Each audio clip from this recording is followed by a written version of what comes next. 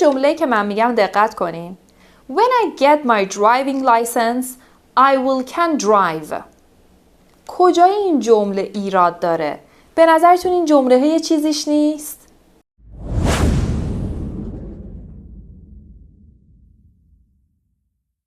سلام، من مهدی نوری هستم.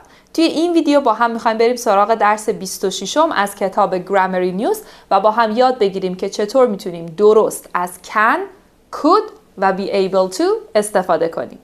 بریم سراغ درس 26. Can, could and be able to. Part A.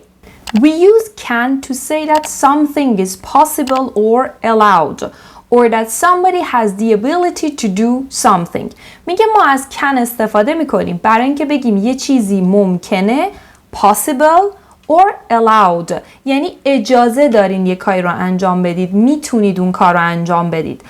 Or that somebody has the ability یعنی توانایی، یا اینکه یه نفر توانایی انجام یک کاری رو داره.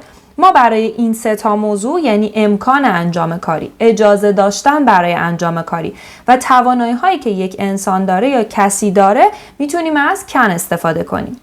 We use can plus infinitive. ما از can با شکل ساده فعل استفاده میکنیم. نه to میخواد، نه ing میخواد، نه s و es میگیره، هیچی، ساده. مثلا can do, can see. حالا بیایم مثالاشو با هم بخونیم. We can see the lake from our hotel. ما از هتلمون میتونیم دریاچه رو ببینیم. I don't have a pen. You can use mine. من خودکار ندارم. میتونی از مال من استفاده کنی. اینجا این میتونی به معنی اینه که اجازه داری. اجازهشو داری. میتونی مال منو برداری و از خودکار من استفاده کنی. Can you speak any foreign languages? Foreign language زبان خارجی. میگه میتونی هیچ زبان خارجی صحبت کنی. این can اینجا can ability یعنی توانایی هستش. I can come and see you tomorrow if you like. من میتونم فردا بیام ببینمت اگه بخوای. این can possibility یعنی امکانشو دارم که بیام، میتونم بیام. The word dream can be a noun or a verb. کلمه dream به معنی رویا میتونه یک اسم و یا یک فعل باشه. شکل منفیش هم که can't هستش. cannot اینطوری به هم چسبیدم نوشته میشه، جدا از هم نمی نویسیمش. cannot که کوتاه شدهش میگیم can't. I'm afraid I can't come to the party on Friday. این I'm afraid اینجا یعنی متاسفانه من نمیتونم جمعه برای مهمونی بیام. خب بریم سراغ part B. You can say that somebody is able to do something but can is more usual. شما میتونین بگین یک نفر توانایی انجام یک کاری رو داره، قادر به انجام یک کاری هست، اما خب can خیلی مرسومتر و معمولتر هستش استفادهش تا be able to. حواستون هم باشه این be که اینجا گفتیم یعنی am, is, are و گذشتهش was, were. You are able to see the lake from our hotel. تو قادر هستی، میتونی که دریاچه رو از هتل ما ببینی. اما خب استفاده کردن از can خیلی مرسوم تره. But can has only two forms. can فقط دو تا فرم داره. can, present, could, past. یعنی یه شکل حال داره، یه شکل گذشته. So sometimes it's necessary to use be able to. یه وقتایی مجبور میشیم که از be able to استفاده کنیم چون میتونیم برای تمام زمانها به کار ببریمش. I can't sleep. من نمیتونم بخوابم. I haven't been able to sleep recently. این I can't sleep روتینه، یعنی من کلا نمیتونم بخوابم. اما این که میگه I haven't been able to که قبلا درس present perfect رو با هم دیگه خوندیم، یعنی من این اواخر یه چند شبیه که نتونستم خوب بخوابم. داریم گذشته رو وصل میکنیم به حال. با can غیر ممکنه، پس مجبوریم and it's necessary to use be able to. Tom can come tomorrow. تام فردا میتونه بیاد. Tom might be able to come tomorrow. اگه بخوایم بگیم ممکنه که امکانشو داشته باشه بیاد، ممکنه بتونه بیاد، ما تو انگلیسی might can نداریم. نمیتونیم might رو پشت can استفاده کنیم. بنابراین باید بیایم بگیم might be able to. Maria can speak French, Spanish and English. ماریا میتونه فرانسوی، اسپانیایی و انگلیسی صحبت کنه. Applicants for the job must be able to speak two foreign languages. اونایی که میخوان تقاضا بدن برای این شغل باید قادر باشن که 2 زبون خارجی صحبت کنن. دیگه ما must can نداریم. مدالا رو اینجوری پشت هم نمیتونیم استفاده بکنیم. بنابراین مجبوریم که بیایم بگیم must be able to، چون این be able to میتونه تمام زمانها رو به خودش بگیره، اما can فقط حال و گذشته داره. و اما بریم سراغ part C. خب این نکته‌ای که مطمئنم خیلیاتون بلدین. Sometimes could is the past of can. گذشته can میشه could. We use could especially with و به خصوص میایم could رو با این افعال استفاده میکنیم. see دیدن، hear شنیدن، smell بو کردن، taste چشیدن، feel احساس کردن، remember به خاطر آوردن، understand متوجه شدن. We had a lovely room in the hotel. We could see the lake.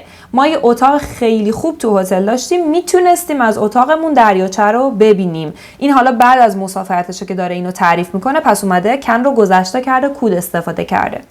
As soon as I walked into the room, I could smell gas. به محض اینکه وارد اتاق شدم میتونستم بوی گاز رو حس کنم.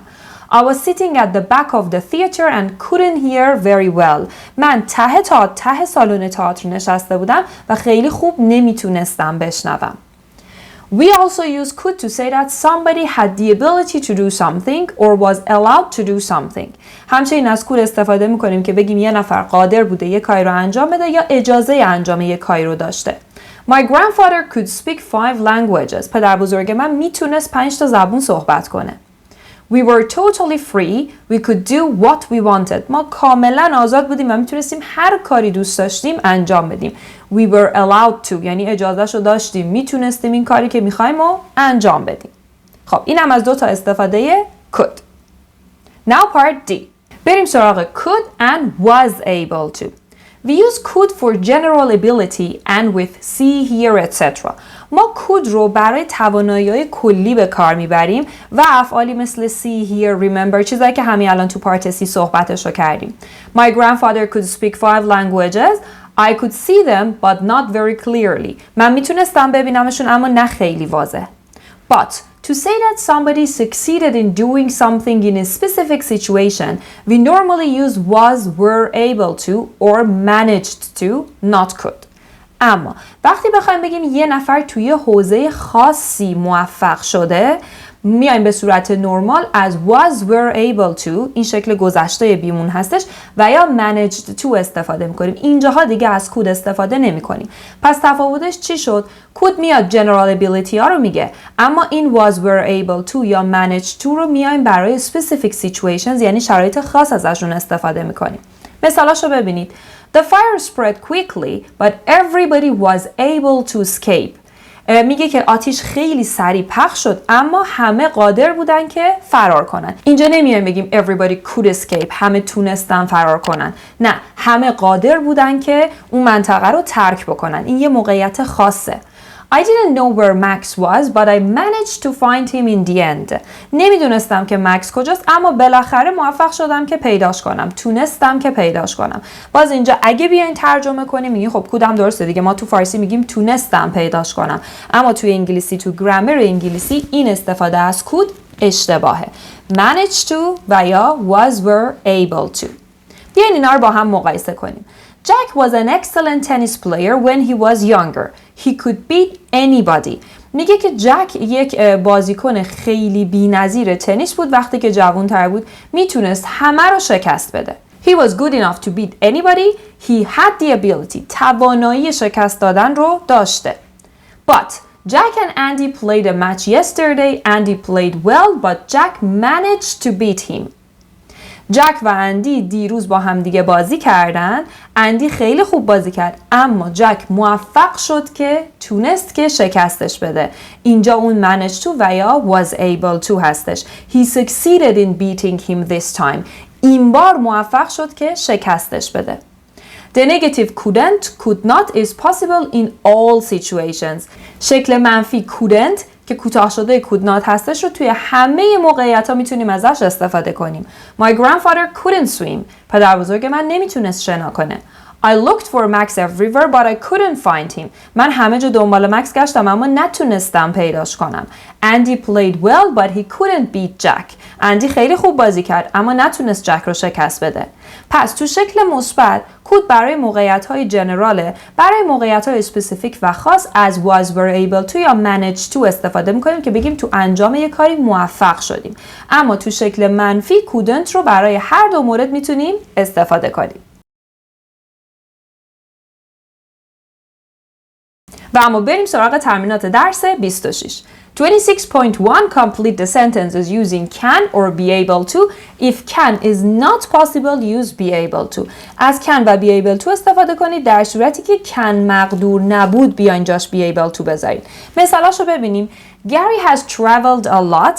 He can speak 5 languages. گری خیلی سفر کرده و میتونه 5 تا زبون صحبت کنه.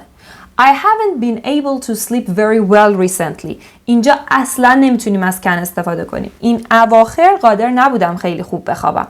حتما ویدیو رو متوقف کنید، تمرین‌ها رو حل کنید، جوابش رو رو کاغذ بنویسید، همینجوری ذهنی نباشه که قادر باشین جواباتون رو با جوابای من مقایسه کنید. هر سوالی بود پایین همین ویدیو ازمون بپرسید. Number 3. Nicole can drive but she doesn't have a car. نیکول میتونه رانندگی کنه اما ماشین نداره. 4. I used to be able to stand on my head but I can't do it anymore. من قبلا میتونستم رو سرم وایسم اما الان دیگه نمیتونم این کارو بکنم. چون میگه used to ما نمیتونیم used to can بگیم، باید حتما بگیم used to be able to. 5. I can't understand Mark. I've never been able to understand him. من هیچ وقت قادر نبودم که منظور مارک رو متوجه بشم. باز چون present perfect'ه نمیتونیم can بگیم، یعنی I've never can نداریم، I've never could نداریم، I've never been able to. I've never been able to. 6. I can't see you on Friday but I can meet you on Saturday morning. من نمیتونم جمعه ببینمت اما شنبه صبح میتونم ببینمت. 7. Ask Catherine about your problem. She might be able to help you. اگه مشکلی داری با کاترین مشورت کن، ممکنه بتونه کمکت کنه. 8. You have to be careful in this part of the city. It can be dangerous. تو باید این بخش از شهر خیلی مراقبت باشی. این بخش از شهر میتونه خطرناک باشه. 9. Michael has lived in Italy a long time, so he should be able to speak Italian. مایکل مدت زیادی تو ایتالیا زندگی کرده، پس قطعاً باید بتونه که ایتالیایی صحبت کنه. بریم 26.2. Write sentences about yourself using the ideas in brackets. حالا با ایده هایی که توی این پرانتز بهتون داده یه جمله هایی راجع به خودتون بنویسید. مثالشو something you used to be able to do. یه کاری که قبلا میتونستین انجام بدید. مثلا خودش گفته I used to be able to sing well. من قبلا قادر بودم که خیلی خوب بخونم. 2. Something you used to be able to do. دوباره یه کاری که قبلا میتونستین انجام بدین. من خودم I used to be able to climb the door when I was a child. من از این فریم و چارچوب در بچه که بودم میتونستم دستام بذارم و برم بالا، اما الان دیگه نمیتونم. 3. Something you would like to be able to do. یه کاری که دوست دارین بتونین انجامش بدین چیه؟ I'd like to be able to play a musical instrument. من واقعا دوست دارم که بتونم موسیقی یه چیزی بزنم. پیانو، ویولون، گیتار. 4. Something you have never been able to do. یه کاری که هیچ وقت قادر نبودین انجام بدین. I've never been able to ride a motorcycle. من هیچ وقت نتونستم موتورسیکلت برونم. Now 26.3. Complete the sentences with can, can't, could, couldn't plus the following verbs. 1. I'm afraid I can't come to your party next week. متاسفانه من هفته دیگه نمیتونم به مهمونیت بیام. 2. When Dan was 16, he could run 100 meters in 11 seconds. وقتی که دن 16 سالش بود میتونه 100 متر رو توی 11 ثانیه بدوه. 3. Are you in a hurry? عجله داری؟ No, I've got plenty of time. I can wait. نه، به اندازه کافی وقت دارم. Plenty of یعنی به اندازه کافی. میتونم صبر کنم. 4. I don't feel good this morning. امروز صبح حالم خوب نیست. I couldn't sleep last night. دیشب نتونستم بخوابم. 5. Can you speak a little louder? میشه کم بلندتر حرف بزنی؟ I can hear you very well. نمیتونم خیلی خوب بشنومت. 6. I was amazed when I heard the news. وقتی خبر رو شنیدم مثلا سورپرایز شدم، شوکه شدم. I couldn't believe it. نمیتونستم باورش کنم. 26.4 Complete the answers to the questions with was, were able to. جواب سوالا رو با was, were able to کامل کنید. مثلا Did everybody escape from the fire? همه از آتیش فرار کردن. Yes, the fire spread quickly but everybody was able to escape. Escape یعنی فرار کردن. 2. Did you finish your work this afternoon? امروز کارتو تموم کردی؟ Yes, there was nobody to disturb me, so I was able to finish my work. آره کسی نبود مزاحمم بشه حواسمو پرت کنه. Disturb me یعنی حواسمو پرت کنه. بنابراین من قادر بودم که کارم رو تموم کنم. تونستم که کارم رو تموم کنم. 3. Did you solve the problem? مشکل رو حل کردی؟ Yes, we did. آره حل شد. It wasn't easy, but we were able to solve it. ولی ما تونستیم که حلش کنیم. Solve یعنی حل کردن. 4. Did the thief get away? دزد فرار کرد؟ Yes. No one realized what was happening and the thief was able to get away. هیچ کسی نتونست تشخیص بده که چه اتفاقی داشت میافتاد واسه همین دزد تونست فرار کنه. 26.5 Complete the sentences using could, couldn't, or managed to. Look at the examples. My grandfather traveled a lot. He could speak 5 languages. I looked everywhere for the book, but I couldn't find it. من همه جا دنبال کتاب گشتم اما نتونستم پیداش کنم. They didn't want to come with us at first, but we managed to persuade them. اولش نمیخواستن با ما بیان اما بالاخره ما موفق شدیم که قانعشون کنیم. Persuade کردن کسی یعنی قانع کردن کسی برای انجام کاری. بریم سراغ تمرین 4. Jessica had hurt her foot and couldn't walk very well. جسیکا به پاش صدمه زده بود و نمیتونست خوب راه بره. گفتیم برای شکل منفی میتونیم از couldn't برای همه استفاده کنیم. 5. There was a small fire in the kitchen but fortunately I managed to put it out. یه آتیش کوچیک توی آشپزخونه رخ داد اما خب خوشبختانه من موفق شدم که خاموشش کنم. Put out یعنی خاموش کردن آتیش. 6. The walls were thin and I could hear people talking in the next room. دیوارا نازک بودن. من میتونستم صدای آدما رو که تو اتاق بغلی حرف میزنن بشنوم. اینجا نمیتونیم manage to بگیم یعنی بگیم که بالاخره موفق شدم که صداشون رو بشنوم. نه دیگه یه چیز جنراله میتونستم بشنوم. 7. I ran my first marathon recently. من این اواخر اولین 2 ماراتونم رو دویدم. It was very hard but I managed to finish. خیلی سخت بود اما موفق شدم که تمومش کنم. 8. My grandmother loved music. مادر بزرگم عاشق موسیقی بود. She could play the piano very well. میتونست پیانو رو خیلی خوب بزنه. 9. We wanted to go to the concert but we couldn't get tickets. ما میخواستیم بریم کنسرت اما نتونستیم بلیت بگیریم. 10. A girl fell into the river but some people managed to pull her out. She is all right now. یه دختر خانمی افتاد توی رودخونه اما یه سری موفق شدن که pull her out بکشنش بیرون و الان حالش خوبه. پس کود تونستنه اما منیج تو موفق شدن به انجام کاری توی موقعیت خاص. خب رسیدیم به پایان درس 26 حسابی با هم دیگه از can, could, couldn't, be able to و manage to صحبت کردیم. بریم با هم دیگه ویدیوی بعدی درس 27.